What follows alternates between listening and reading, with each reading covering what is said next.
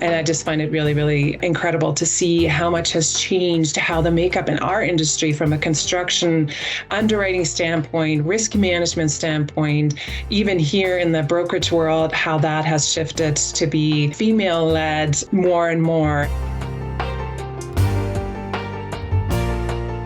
Welcome to the WTW podcast, Construction Blueprints, where we discuss the latest risk management and insurance trends, as well as issues facing the construction industry. We'll speak with a variety of construction leaders and experts on global topics who can help provide you a blueprint for building your industry knowledge.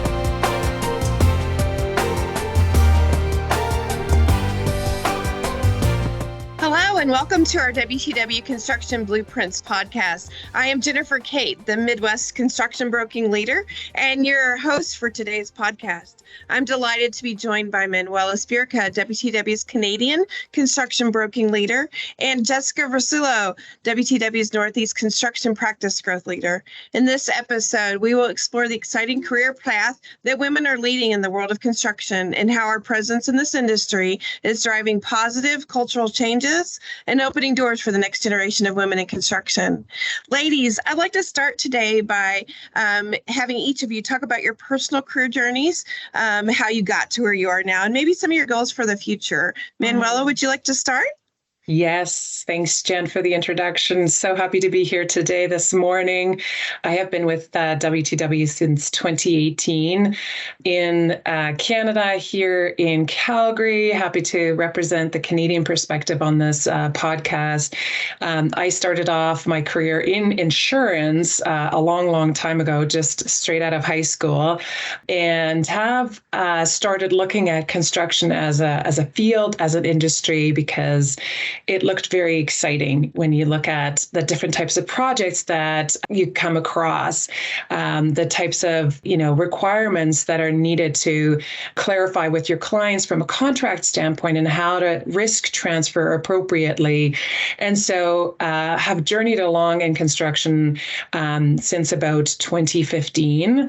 And I just find it really, really incredible to see how much has changed, how the makeup in our industry from a construction underwriting standpoint, risk management standpoint, even here in the brokerage world, how that has shifted to be female-led more and more. And so it's been super exciting to be part of this industry and with an insurance background as well.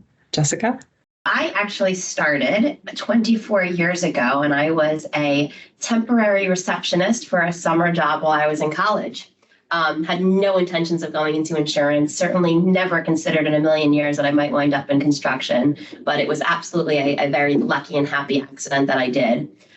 I've been with WTW, WTW and its predecessor companies that entire time, in a series of developing roles within construction. And one of the things that I really love about our organization, and I think is just a great example of the type of company we are, about 10 years into my career was the first time that I really had an itch, feeling like I might have to do something different. And Joe Gunn, who was the head of the New York region at that time, I was lucky enough to work closely with him. And he actually he felt that and recognized it, and luckily appreciated my value and asked if I'd be interested in interviewing for our regional chief financial officer role, which happened to be open at that time, which was amazing. I got to basically dabble in a different career without actually leaving my job. I got to elevate myself up within the organization in a way that usually people have to leave. And it also let me realize pretty rapidly that I actually love clients and I'm a client person, and it's silly to ever take me away from them. I love construction. It's absolutely the most fascinating thing, and I'm excited to talk about that more. And when it came down to it, I actually really like insurance. So a corporate role was not right for me. And I was able to kind of climb that jungle gym that people talk about and move back into construction when they needed me here in an elevated role. So that's been a phenomenal journey. And I would say, 24 years in, I'm hopefully a little bit past the halfway mark. And the way I define success now is to be a part of the leadership that makes WTW a company that I'm proud to retire from one day. Mm-hmm.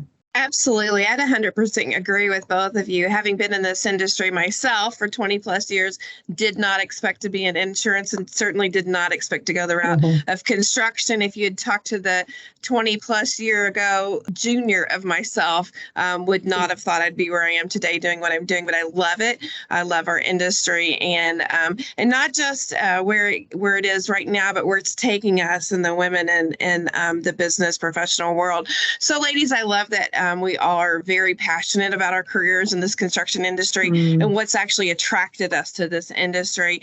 So what kind of advice would you give to young women who are looking into making their career choices and potentially considering insurance and or construction as their paths?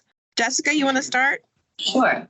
Well, I would say actually, I think both insurance and construction offer phenomenal career opportunities. And they're two things that are always going to be needed, right? In order for society to continue and in order for society to move forward, we need construction, whether it's infrastructure, whether it's new housing, whatever it is, we're reliant upon it. And obviously, insurance isn't going away. So they're reliable, steady careers, which also allow for a lot of fun. I personally think that construction is the place to be in insurance. It's a place to be in general. I'll kind of go through why insurance and why construction in insurance and why construction. In insurance, it's one of the few places, well, all businesses encounter risk, right, as a matter of existing. Construction is one of the few businesses where the operation is the risk, which means we get to partner with our clients in a very different way than most other industries. And we're really engaged in their operation. And it's tangible, right? We get to actually see what we're a part of. And that kind of segs into why construction.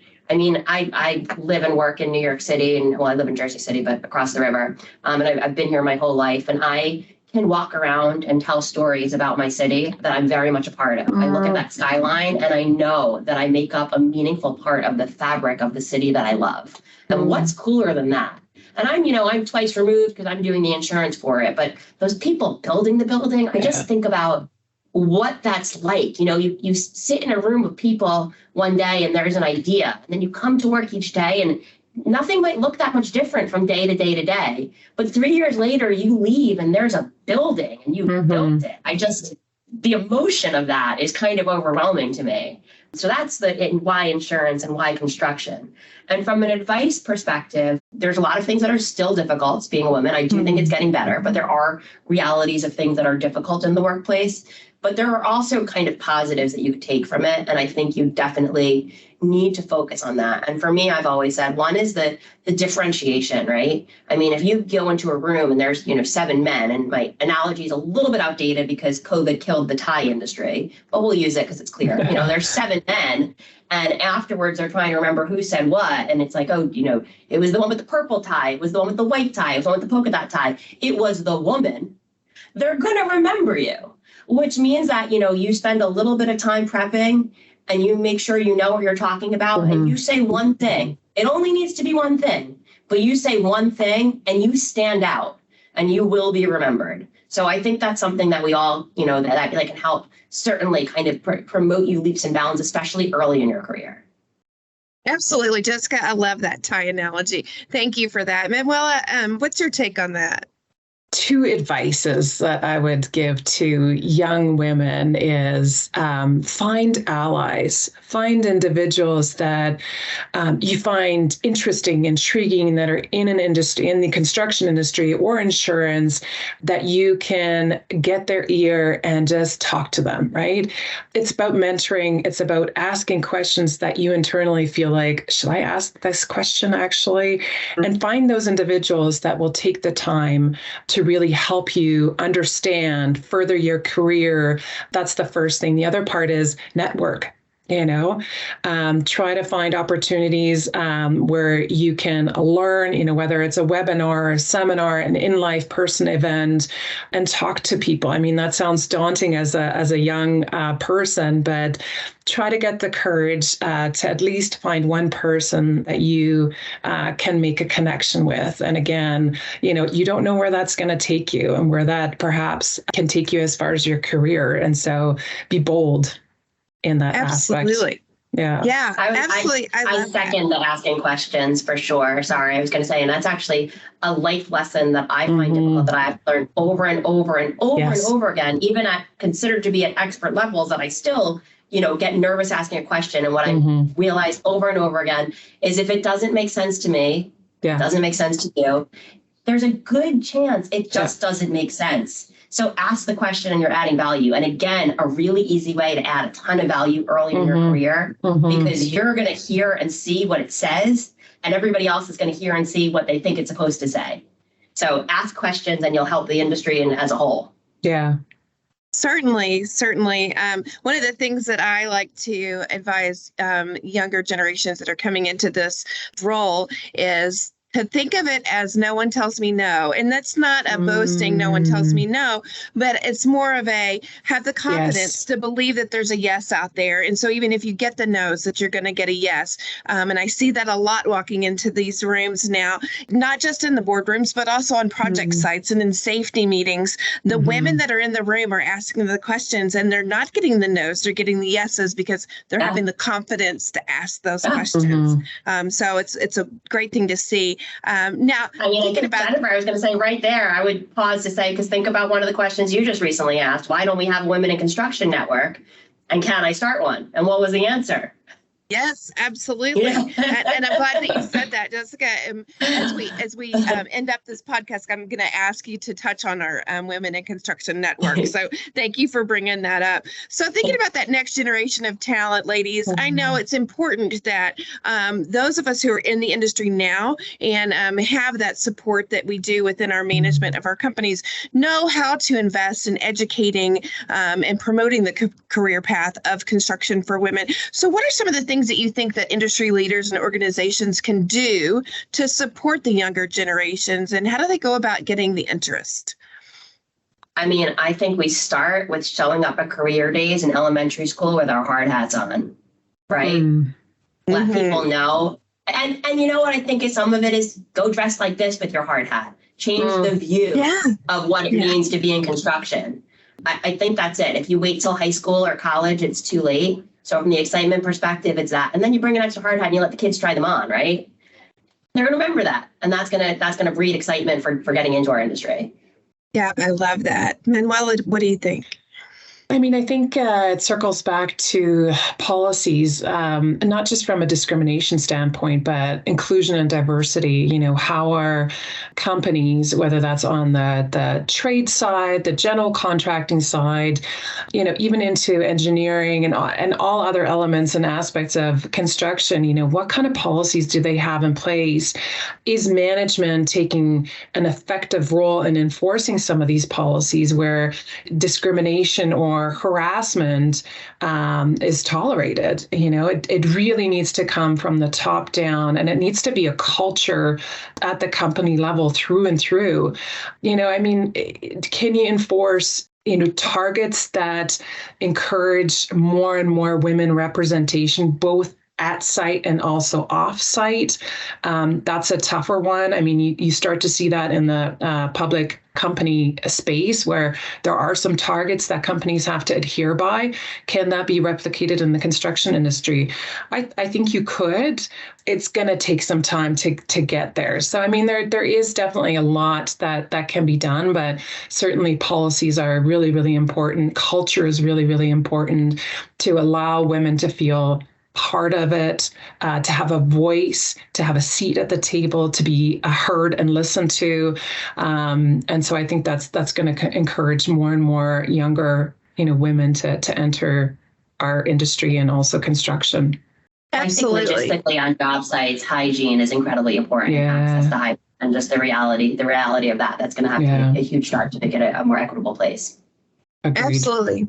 Yeah. So that goes hand in hand with nurturing the workplace environment, right? Where everyone that's there feels comfortable to be themselves, to be your true self, and for women to have that power to make decisions and drive cultural changes that are needed in the construction industry, right? And I know with those of us on the call, we've seen those changes. We've seen some of those happen. So Jessica, what do you think some of the biggest changes you've seen and positive shifts that you've noticed in recent recent years that have actually given you confidence in this industry moving in the right direction for women? So I'll say just two things. Is one, when I started my career, it was almost always a room where it was me and a bunch of men who are significantly older than me. I was the woman. I was the token woman. I'm now one of the older people in the room, and I'm also surrounded by powerful leading women. And that's both within our organization and on the industry at large, at both the client side and the carrier side. When you look at our construction carrier partners here in the U.S., most of them are led by women right now. Right. And on the client side, most of my powerful, dynamic risk managers, and this is risk managers who are in elevated risk management roles, in some C-suite risk management type roles, certainly leadership roles, and most of them are women. Personally, I think one of the nicest things is that it's a lot rarer now that I walk into a meeting and I get the sense that it's assumed that I'm there to take notes. That happens a lot less often, and that's always been a peeve of mine. So I'm very glad that happens a lot less often. Absolutely. And Manuela, what have you seen from that standpoint? I mean, I would echo definitely Jessica's take as far as the change in makeup of the risk management community. Certainly up here in Canada, when you look at the larger general contractors, I mean, a lot of them are female-led. Pomerleau, Aecon, Dragados. There's incredible women that have that seat at the table, that have the ear of the executives, right? And really instilling change from how you look at risk, right? How you look at managing risk and the role that is expanding. You look at ESG and all those new things that are coming about, those are topics that these women are part of. And so it's incredible to see that change. It's incredible to see how far we've come. And even in the underwriting world, I mean, how many women construction underwriters are there? There are a lot. And so the makeup definitely is shifting. What I would love to see is the makeup from a women's standpoint at the job site shifting more. And I think that's where hopefully more and more change can happen, that women feel like when you think of construction, the harassment and the hackling at women, I hope that goes away. And again, it comes down to culture, right? And instilling that this is not tolerated whatsoever, so that women do feel like at the site that they can be part of a team. They have the respect. Yeah. They have, just as equal say. For me, that's what I would love to see, is the numbers, go up and up and up from a women representation standpoint at the site. So, yes. Yeah. Absolutely. And I would echo that, having been on many construction sites over the years. I'm seeing more women presence, and I see a lot more of the support that they're giving each other. And so there's no longer the stigma of feeling like you have to be one of the guys. Right. We're one of the women on the job sites, and we're one of the women in the boardrooms, not only that we're given a seat at the table, but earned a seat at the table, just as others that are sitting around us have. We've built our careers. And many of us have done so as we do our home life as well. I think sometimes there's that stigma that women need to stay at home and take care of the children in the home. And some of us are doing both. The flexibility that's been provided by certain organizations, and definitely in the construction industry, for women to do what needs to be done to work their careers and also not give up their personal lives has been quite the change that I've seen as well. And it's a fantastic movement that I think that we're seeing, and it's growing. And again, as we support each other in this industry, it's not going to do anything more than just continue to grow for us, give us further opportunities. I like calling that like trust-backed accountability breeding flexibility, right? Yeah. Because I think there's often a misconception that we're asking for flexibility, but we're asking for trust-backed accountability. That's it. Then we do with it what we will, and that provides us flexibility. Yeah. I was just going to add, I think construction as an industry, when you look at the wages and the salaries that you can make in this as a tradesperson, I mean, up here in Canada, and I'm sure it's the same in the United States and perhaps elsewhere, the wages that you can garner from a job in construction is actually really, really great.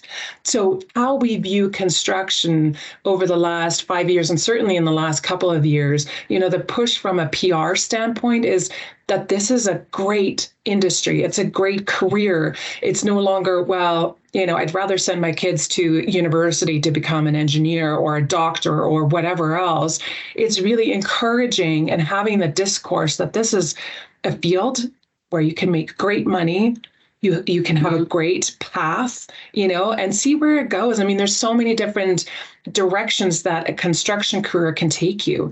So it's just even that from a reputation standpoint that has changed in the last, few years, that this is an incredible industry to be part of. Absolutely. And speaking of being part of, networking and building each other up, Jessica, we talked briefly earlier about the Women in Construction Network that WTW has started. Would you like to touch on that a little bit and your role in the program and its purpose, what we're planning on doing with that? Sure. Thank you, Jennifer. The Women in Construction Network was Jennifer's brainchild, and she ran the idea by me, and I said, I'm in, let's do it. And then we kind of just started doing and asking permission as we went. And we basically have established that our organization, there's a ton of women's network out there. So we need to make sure that it's providing value and that it's differentiated and that it's supportive to all. It's raise up individuals to raise up our company, which raises up our industry, right? And so my kind of hypothesis on this is that I find that people tend to connect differently when you get them in a different space. So we're focused on compelling content-driven sessions and non-traditional networking opportunities. And how I've kind of defined that is the best type of networking that I think is if you get outside and you move your body in nature. If you're a little bit uncomfortable without being afraid, that's great, because what winds up happening is you show your vulnerability, you get some courage in yourself, and you connect in a totally different way. Your creativity juices are flying, and you're now bonded with the people who are there with you. So that's kind of our thought. Stay tuned for some dates around our next kind of series of regional events, which we're going to do architecture tours in San Francisco, Chicago, and New York. Chicago, we're certainly going to do the river tour because that one's too good to pass up. But San Fran and New York, possibly some walking tours so that we get that kind of movement outside in the urban jungle. So we'll call that nature. And then we'll have some book clubs around some compelling books and events at our national events, our conference in Hermé. Love it, ladies. Manuela, thank you so much for contributing to the episode today. Do you have any last comments that you'd like to make for our audience? Thanks, Jen. This was such an incredible time with the two of you, representing not only WTW, but also encouraging women to be part of this industry, insurance as well. It's been an incredible career path for me, and I hope that others will have the same joyride that I've had. Fantastic. Jessica, thanks again for joining us as well. Do you have closing comments for the audience? I just wanted to say thank you. And this was a lot of fun. And I look forward to partnering with the two of you and all of our listeners to continue to drive our industry to be a place that we're proud to spend our careers and retire from. Absolutely. Thank you, everyone who listened today. And thank you for joining the WTW Construction Blueprints podcast. We'll talk to you on the next one. Thank you for joining this WTW podcast featuring the latest thinking and perspectives on people, capital, climate, and risk in the construction industry. For more information, visit WTWCO.com. Willis Towers Watson offers insurance-related services through its appropriately licensed and authorized companies in each country in which Willis Towers Watson operates. For further authorization and regulatory details about our Willis Towers Watson legal entities operating in your country, please refer to our Willis Towers Watson website. It is a regulatory requirement for us to consider our local licensing requirements. The information given in this podcast is believed to be accurate at the date of publication. This information may have subsequently changed or have been superseded and should not be relied upon to be accurate or suitable after this date. This podcast offers a general overview of its subject matter. It does not necessarily address every aspect of its subject or every product available in the market, and we disclaimer all liability to the fullest extent permitted by law. It is not intended to be and should not be used to replace specific advice relating to individual situations, and we do not offer, and this should not be seen as, legal, accounting, or tax advice. If you intend to take any action or make any decision on the basis of the content of this podcast, you should first seek specific advice from an appropriate professional. Some of the information in this podcast may be compiled from third-party sources we consider to be reliable. However, we do not guarantee and are not responsible for the accuracy of such. The views expressed are not necessarily those of Willis Towers Watson. Copyright Willis Towers Watson 2023. All rights reserved.